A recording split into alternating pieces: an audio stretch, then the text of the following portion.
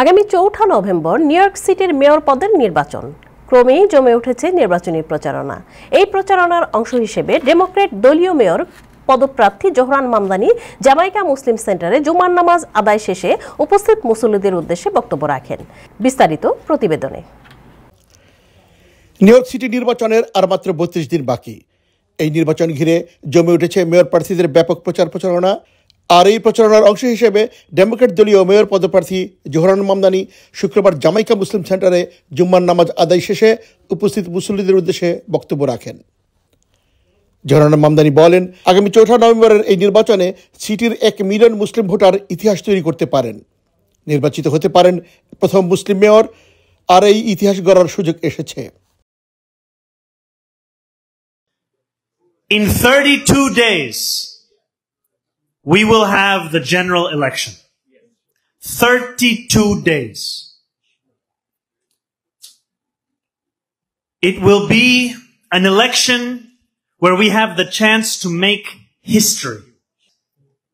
The first Muslim mayor in the history of New York City. Mamdani বলেন, মুসলিম পরিচয় new York সিটিতে চলা সহজ নয়। আমরা সিটি প্রশাসনকে নতুন করে সাজাতে চাই।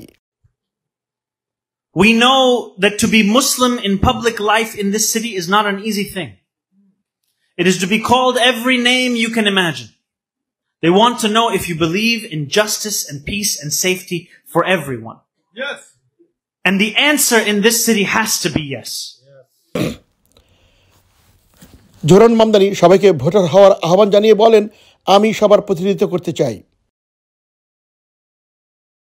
I want to let you know what we will see in these next 32 days will be attacks from the President of the United States, attacks from former governors, attacks from current mayors, but none of them will be a match for us. Because I know that when I fight those attacks, I am not alone. I am one of many. And so what I ask of you is to look at yourselves, look at your families, look at your friends, ask, is everyone registered to vote? Mamdani তার বক্তব্যের শুরুতে family ভ্যালুর উপর গুরুত্ব আরোপ করেন এবং তার দাদা দাদির কথা স্মরণ করেন। ফিলিস্তিনিদের কথা তুলে ধরে মামদানি বলেন, তাদের পক্ষে কথা বলায় আমাকে টেররিস্ট বলেছেন অ্যান্ড্রু কুমো, কিন্তু আমি তার কথায় ভয় পাই না। That to speak up for the universal application of those values, to extend them to Palestinians, is to have to be called a terrorist. And I'm running against someone, Andrew Cuomo, who has used the same language in his own campaign to describe me for saying these very things. But we will not be afraid.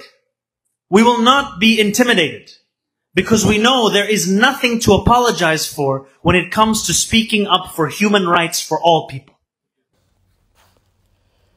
কড়া নিরাপত্তায় mayor পদপ্রার্থী Zohran Mamdani Jamaica মুসলিম সেন্টারে এসে পৌঁছলে জেএমসির নেতৃবৃন্দ তাকে স্বাগত জানান এবং তার সমর্থকরা স্লোগান তুলে জেএমসি প্রাঙ্গণ মুখরিত করে তোলেন। এমন একজন মেয়র আসুক যে আমাদের জনগণের কষ্ট বুঝবে এবং আমরা যারা মিডল ক্লাস মানুষ আছি এদের সমস্যাগুলোকে সলভ করার চেষ্টা করবে। Specially next generation, new generation, they are willingly voluntary করতেছে। Over 55,000 volunteer. This is the history New York City. আমরা সবাই বেশ দৃঢ়তার সাথে বিশ্বাস করি আগামী নভেম্বর 4-এ আমরা প্রথমবারের মতো আমরা একজন এশিয়ান, আমাদের মধ্যে ইমিগ্রেন্ট একজন মানুষকে পেতে বিশ্বের রাজধানী নিউ ইয়র্কে আমাদের মেয়র জোহরান মামদানি। জোহরান মামদানিকে আর ঠেকা রাখার কোনো সুযোগ কারণ নাই, কারণ উনি যা প্রতিশ্রুতি দিচ্ছেন এই ইতিমধ্যে সেটাই দায়িত্ব উনি পালন করবেন এবং আপনার যদি সেই ক্ষমতাও যায় সেটা হবে ইনশাল্লাহ আশা করে। ডেমোক্রেটিক নমিনির জন্য জোহরান মামদানি মেয়র জন্য দাঁড়াতেছে। জেনারেল ইলেকশন আসতেছে নভেম্বর 4-এ। ইনশাল্লাহ সবাই আসতে পারে ওর জন্য, ভোট করার জন্য ভলান্টিয়ার করতে পারে ইনশাল্লাহ। এদিকে জেএমসিতে জোহরান মামদানির আগমন ঘিরে জামাইকাবাসী বাংলাদেশিদের মাঝে ব্যাপক উৎসাহ পরিলক্ষিত হয়। আগামী নির্বাচনে তারা মামদানির জয়ের ব্যাপারে আশাবাদী প্রত্যাশা ব্যক্ত করেন। Salahuddin Ahmed, Time Television, New York.